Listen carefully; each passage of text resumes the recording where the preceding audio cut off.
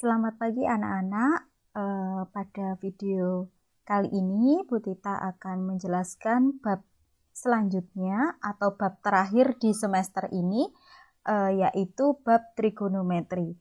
Untuk sebagian anak-anak mungkin sudah mengenal trigonometri waktu di SMP, tetapi mungkin ada juga yang belum pernah mengenal trigonometri karena tidak dipelajari secara wajib di materi SMP. Nah, pada bab ini untuk kompetensi dasarnya nanti silakan anak-anak baca sendiri. Pada trigonometri itu banyak sekali diterapkan dalam kehidupan sehari-hari ya. Misalkan untuk menghitung tinggi benda yang tidak dapat kita ukur secara langsung.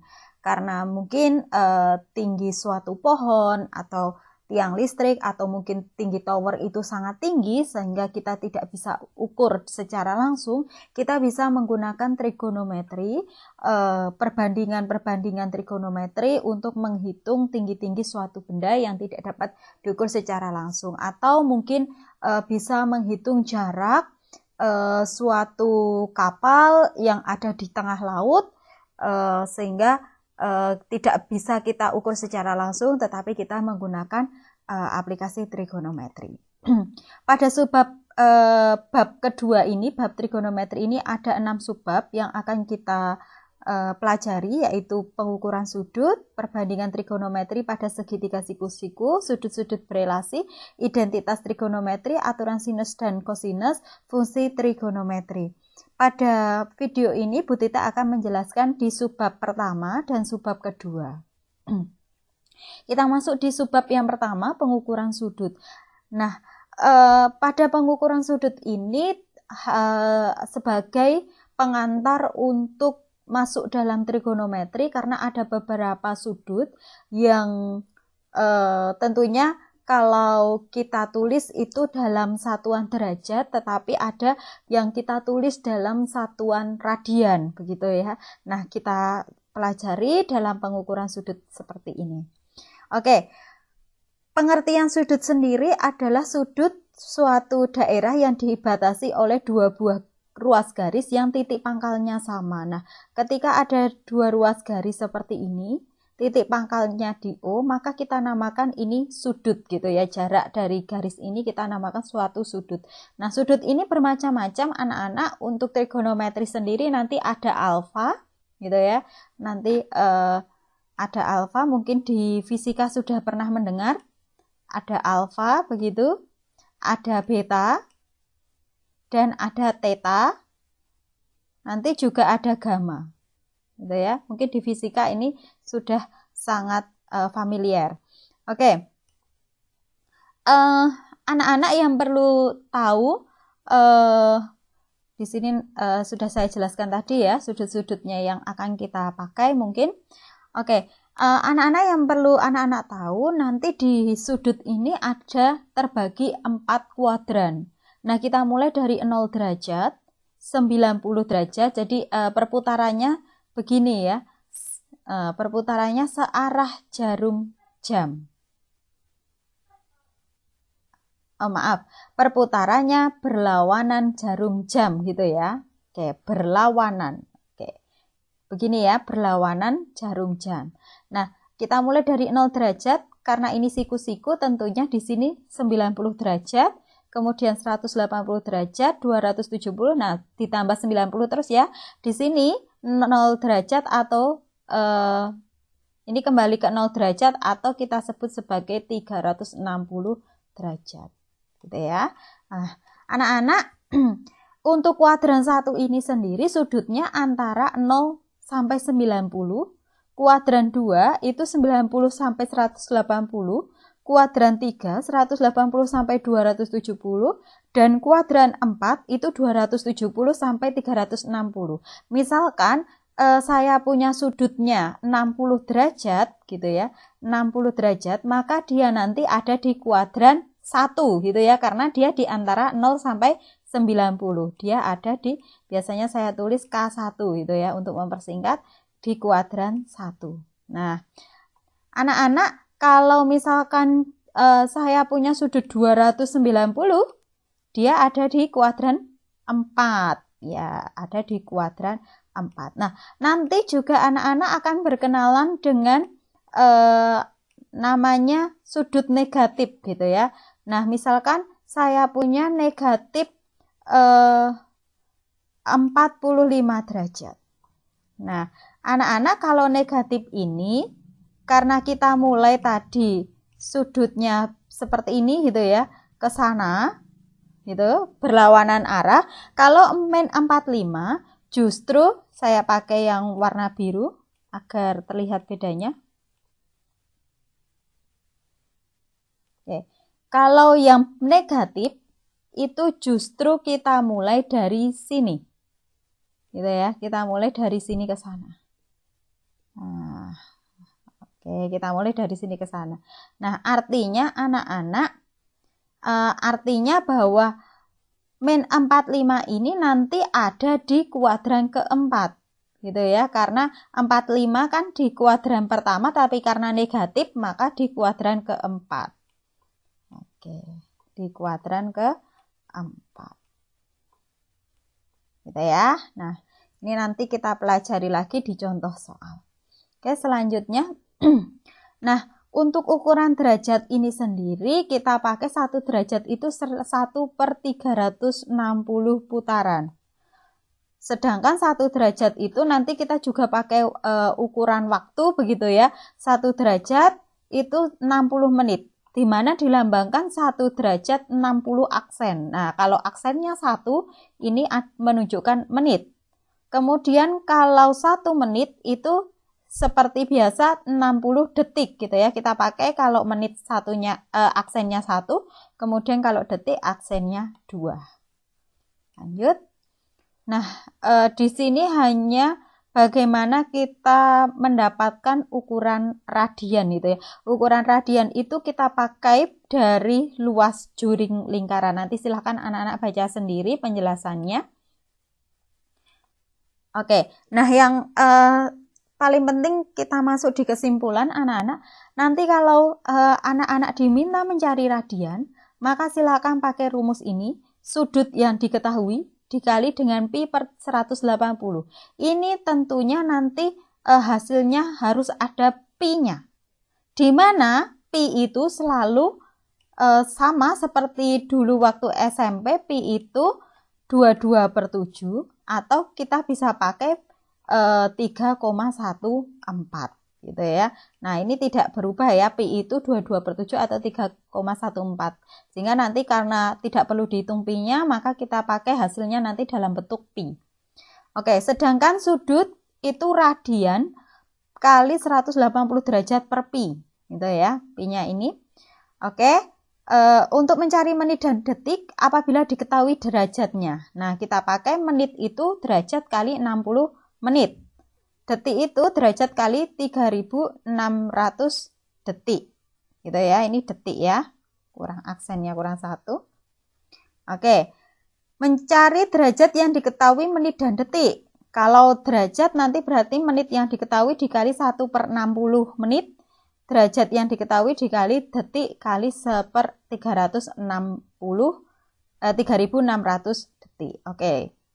Kita masuk di contoh soal. Nah, anak-anak tentukan posisi setiap sudut. Nah, ini nanti anak-anak silakan menggambar sendiri. Oke, sebentar.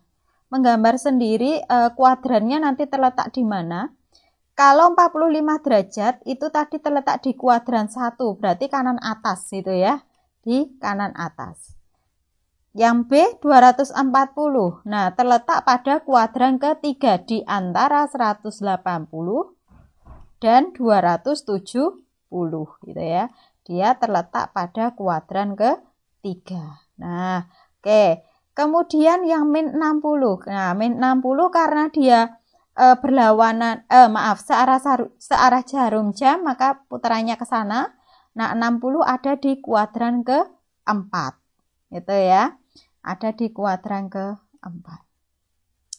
Nah, kemudian kalau 510. Nah, ini anak-anak nanti gambarnya begini. Sampai sini kan 360 gitu ya. Nah, satu lingkaran penuh itu 360.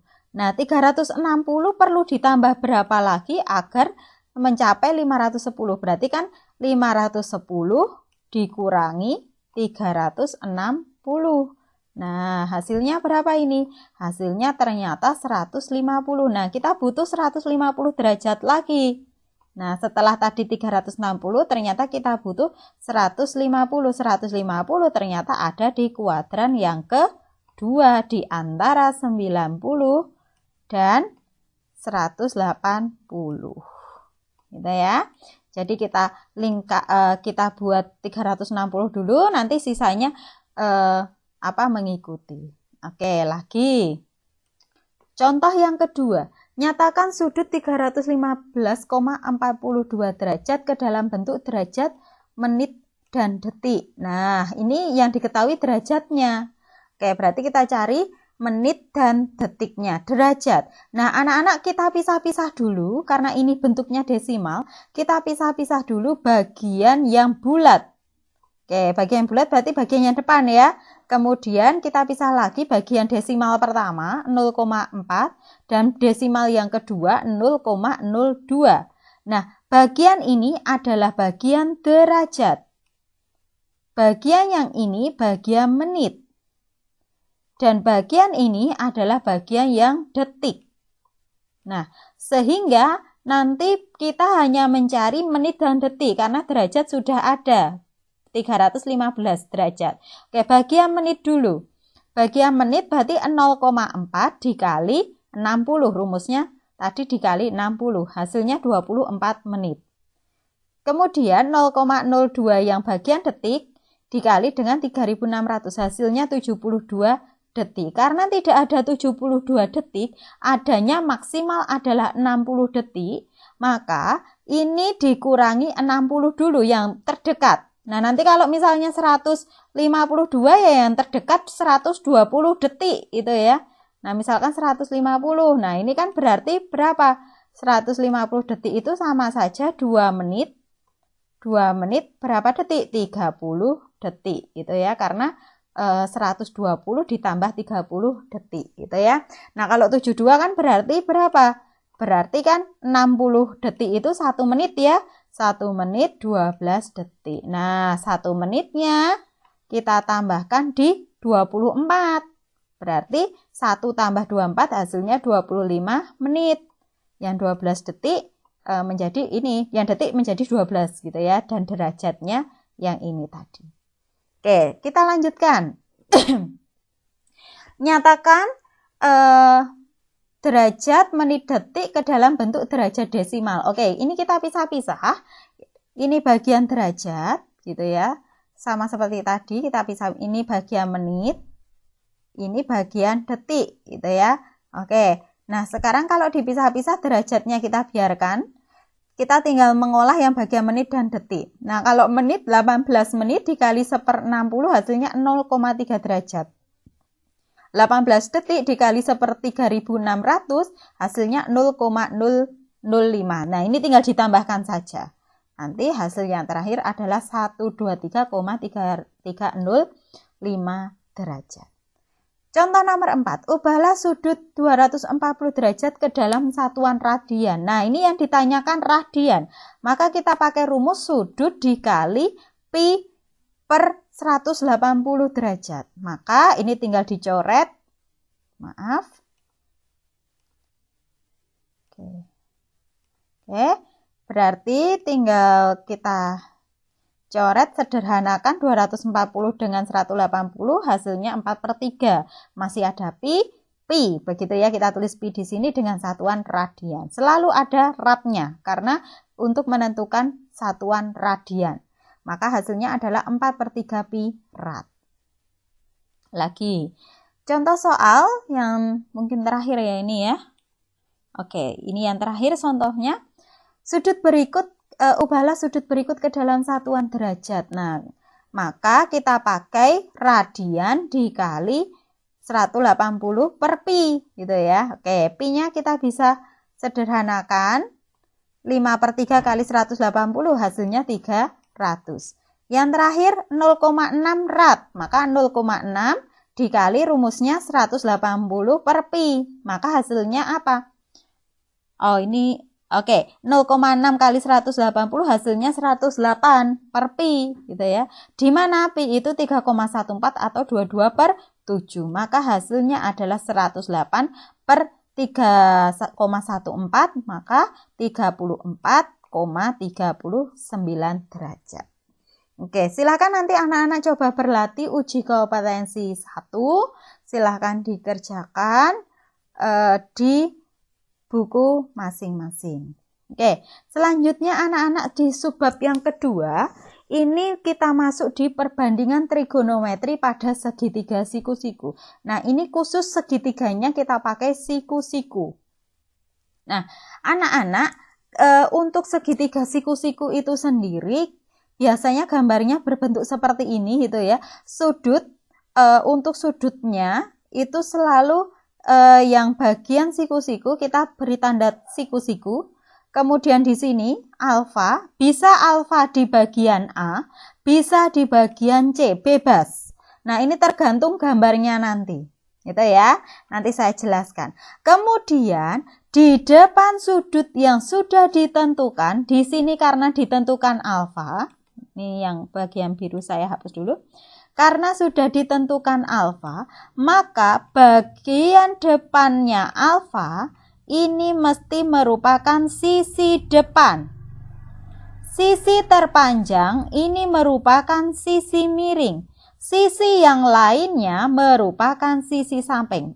Sekali lagi ya, depan sudut alfa ini mesti sisi depan.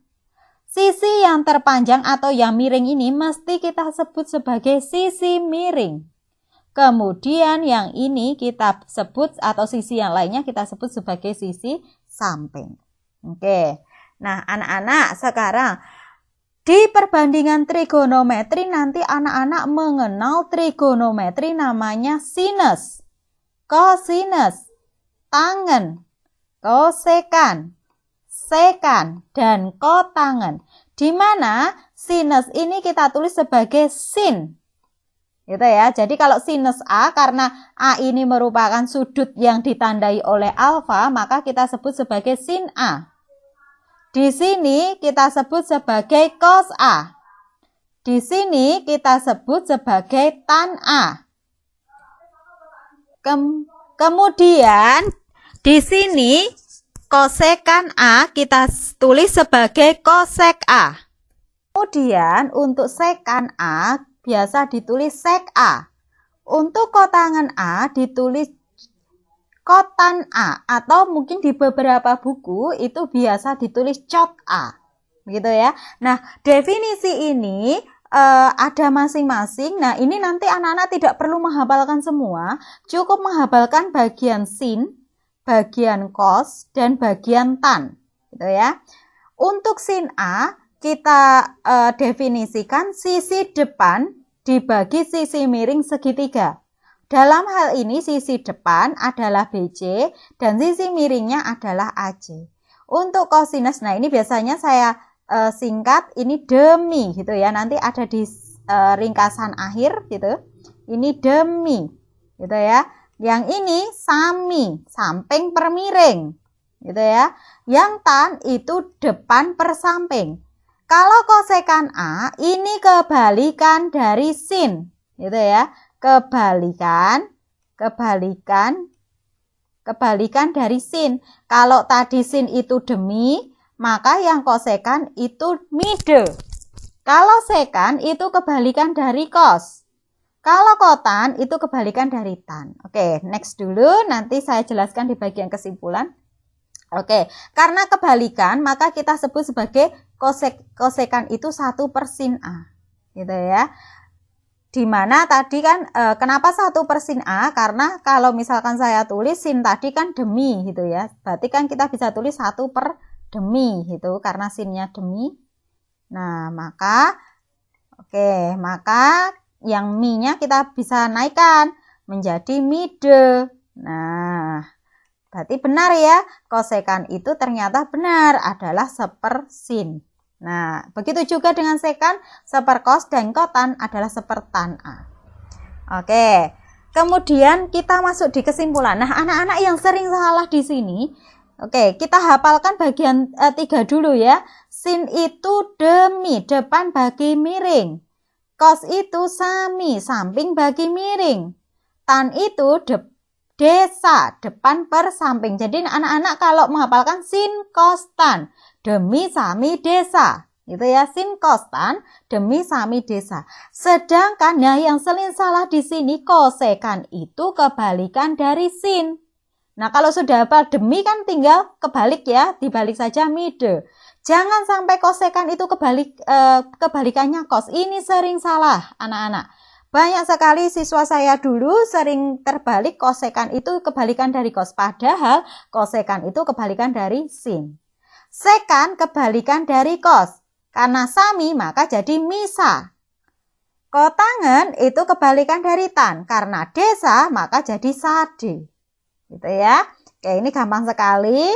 Oke, kita masuk di contoh soal.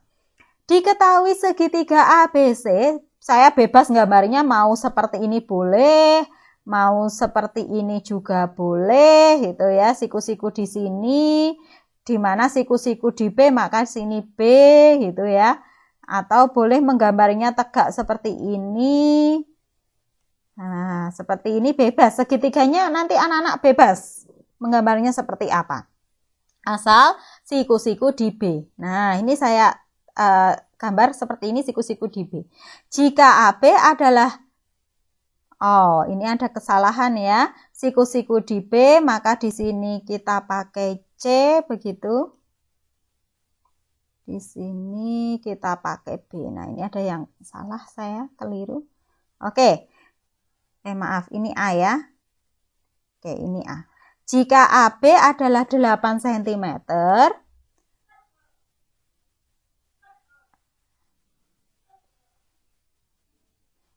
jika AB adalah 8 cm dan BC adalah 15 cm, tentukan atau hitung nilai trigonometri sin, kos, tan, sekan, kosekan, dan kotangen.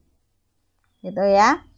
Di mana alfa adalah sudut antara BC dan AC. Gitu ya. Berarti nanti di C ya, sudut antara BC dan BC itu dan AC berarti di A. Oke. Di C kita sebut sebagai alfa, gitu ya, karena di sini diminta sin alfa begitu. Oke, berarti kita cari sisi miring dulu dengan Pitagoras, maka kalau sisi miring carinya ditambah begitu ya, 8 kuadrat tambah 15 kuadrat. Hasilnya adalah 17. Oke. Sehingga di sini nanti 17. Nah, kita atur dulu. Berarti yang sana adalah sisi depan. Depan. Yang ini adalah sisi miring. Sisi yang lainnya adalah samping. Oke, tinggal kita tulis demi. Gitu ya, berarti demi. Berarti 8/17. Demi. Kemudian kos itu sami. Berarti sampingnya 15, miringnya 17. Tan itu desa. Berarti depannya 8, sampingnya 15. Kosekan kebalikan dari sin. Berarti kalau 8/17 ya tinggal dibalik 17/8. Sekan kebalikan dari kos. Berarti 17/15. Kotan kebalikan dari tan berarti 15/8. Oke, mudah sekali ya. Kita langsung di nomor 2. Tentukan kos, diketahui kos tetanya adalah 5/7. Tentukan nilai sin teta, tan teta, kosekan teta, sekan teta, dan kotangen teta. Nah, dalam hal ini anak-anak boleh menggambarkan tetanya dimanapun. Boleh di sudut yang sini atau boleh sudut yang di sini. Tetapi tidak boleh di sudut yang siku-siku. Gitu ya. Jadi bebas. Tetapi tidak boleh di sudut yang siku-siku. Nah, saya gambarkan tetanya ada di atas sini. Nah, oke. Nanti hasilnya sama ya, kalau misalkan tetanya juga di sini sama. Oke. Nah, anak-anak karena saya menggambar tetanya di sini, karena cos teta itu adalah samping per miring, gitu ya, sami. sami, maka anak-anak yang samping gitu ya. Oke, kita tentukan dulu mana sudut depannya, mana sudut sampingnya. Ini adalah sudut depannya. Berarti atau sisi depannya. Ini depan gitu. Kemudian ini miring gitu ya. Kemudian ini sampingnya. Nah, karena sami, maka sa-nya adalah 5, mi-nya adalah 7 gitu ya. Nah, sekarang karena yang belum diketahui adalah AB, ini pura-puranya belum ada. Nah, AB-nya berarti apa? AB-nya kita pakai rumus Pitagoras. Sisi miring dikuadratkan, dikurangi dengan sisi samping dikuadratkan. Maka hasilnya adalah akar 24, di mana 24 itu 4 kali 6, maka hasilnya adalah 2 akar 6. Nah, sekarang kita cari sin theta tadi apa? Demi. Berarti depan bagi miring gitu ya. Depan bagi miring berarti kita tulis 2 akar 6 depan per 7. Kemudian tan theta. Tan theta itu apa? Desa gitu ya. Desa. Oke, desa. Maka kita bisa tulis 2 akar 6 per 5. Kemudian kosekan ini kebalikan dari sin. Nah, tinggal kita balik saja 7 per 2 akar 6. Kemudian sekan ini kebalikan dari kos, berarti 7 per 5. Kotannya kebalikan dari tan, berarti 5 per 2 akar 6. Oke. Contoh ketiga. Diketahui tan 55 derajat itu 1 per P. Tentukan nilai trigonometri berikut dalam P. Nah, anak-anak ini bebas 55 derajatnya mau dimanapun gitu ya. Ini saya tulis di sini 55 derajat gitu ya. Ini anggap kita belum ada yang akar ini. Oke. 1 per P. Tan itu apa? Desa gitu ya. Desa berarti depan per samping. Nah, depannya adalah di sini sisi depannya, begitu ya, sisi depan dari 55 derajat. Berarti ini depannya, ini sampingnya, kemudian ini miringnya. Nah, oke, karena kita mau cari sin, itu dimana kita harus butuh miring, sisi miringnya, maka kita cari dengan rumus Pitagoras. Maka rumusnya akar P kuadrat ditambah 1. Oke, ditambah 1 kuadrat. Maka hasilnya sisi miringnya adalah akar P kuadrat plus 1. Oke, sin 55 derajat. Ini rumusnya apa? Demi. Oke, demi. Maka depannya adalah 1. Depannya adalah 1. Depannya adalah 1, maaf ini tercoret. Oke, saya lanjutkan. Depannya adalah 1 dan sisi miringnya adalah akar P kuadrat plus 1. Ini sisi miringnya. Kemudian untuk cos ini samping per miring. Nah, sampingnya adalah P, miringnya adalah akar P kuadrat plus 1. Sami. Nah, sekarang kotan. Kotan 55 derajat. Berarti tinggal apa? Sade gitu ya. Karena kebalikan dari desa. Sade. Berarti sade itu P per 1. Berarti apa? P. Nah, yang berbeda anak-anak saya pakai pen merah. Yang berbeda adalah sekan 35 derajat. Nah, kalau di sini 55 derajat, di sini 90 derajat, otomatis 35 derajat ada di sini. Nah, ini berbeda posisinya. Karena ini di depan sudut saya pakai yang merah, ini di depan sudut, maka yang bagian ini menjadi sisi depannya untuk 35 derajat. Gitu ya. Sisi ini menjadi sisi samping untuk 35 derajat. Dan ini tetap menjadi sisi miring. Nah, karena sekan itu kebalikan dari cos, berarti ini misa ya. Misa. Gitu, mi per sa. Nah, artinya anak-anak miring bagi samping. Miringnya adalah akar P kuadrat plus 1, sampingnya adalah 1. Maka hasilnya adalah akar P kuadrat plus 1. Nah, begitu ya. Oke, nah anak-anak silahkan kerjakan uji kompetensi 2, silahkan dikerjakan semua. Memang tidak dikumpulkan hari ini, tetapi silahkan anak-anak kerjakan agar sewaktu-waktu ketika dikumpulkan anak-anak sudah siap, tidak tertumpuk terlalu banyak. Begitu ya. Nah, kemungkinan uji kompetensi 1 dan 2 ini akan saya kumpulkan secara bersamaan. Nanti sampai dengan uji kompetensi yang keempat. Jadi uji kompetensi 1 sampai 4 nanti dikumpulkan secara bersama-sama. Sehingga uji kompetensi 1 dan 2 tidak dikumpulkan hari ini, tetapi wajib dikerjakan agar anak-anak tidak tertumpuk tugasnya. Demikian yang dapat saya sampaikan anak-anak. Semoga apa yang saya sampaikan ini dapat dimengerti dengan mudah oleh anak-anak dan dapat anak-anak sebagai penjelasan untuk latihan uji kompetensi 1 dan 2. Terima kasih, selamat pagi.